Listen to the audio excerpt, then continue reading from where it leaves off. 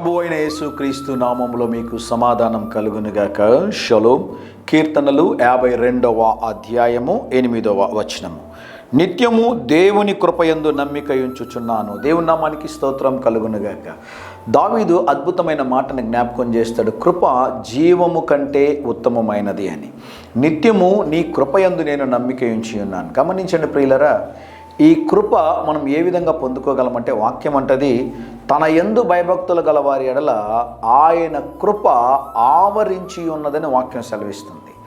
దేవుడు కృపను ఎవరికి అనుగ్రహిస్తాడు అంటే, ఎవరైతే దేవుని యందు భయము, దేవుని యందు భక్తి కలిగి ఉంటారో వారికి దేవుని కృపను అనుగ్రహిస్తాడు. నేను ఎప్పుడు ఒక మాట జ్ఞాపకం చేస్తూ ఉంటాను.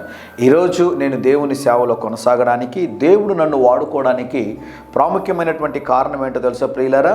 దేవుని యొక్క ఉచితమైనటువంటి కృప.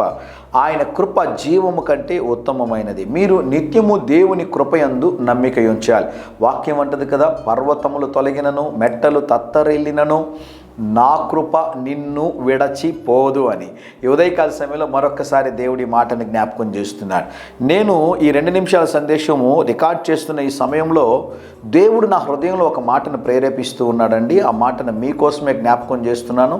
వీలైతే నన్ను చూడడానికి ప్రయత్నం చేయండి. మీరు మరణ భయంతో ఉన్నారు, అయితే దేవుడు వాగ్దానం చేస్తున్నాడు. దేవుడు మీకు ఆయుష్ను, ఆరోగ్యమును దయచేయబోతున్నాడు.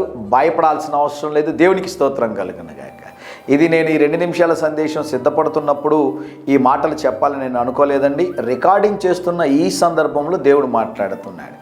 ఎవరైతే ఈ యొక్క 2 నిమిషాల సందేశం ఈరోజు మీరు చూస్తూ ఉన్నారో మీతోనే దేవుడు మాట్లాడుతున్నారు. ఎందుకు ఏడుస్తున్నారు?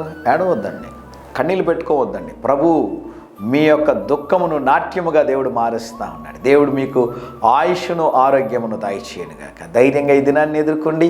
దేవుని సన్నిధి మీకు తోడుగా వచ్చునుగాక. ప్రియ పరలోకపు తండ్రి, ఈ దినం మా ప్రియులు తలపెట్టుచున్నటువంటి కార్యములు అన్నిటిలో కూడా జయమును అనుగ్రహించుమని యేసు నామములో ప్రార్థిస్తున్నాము తండ్రి.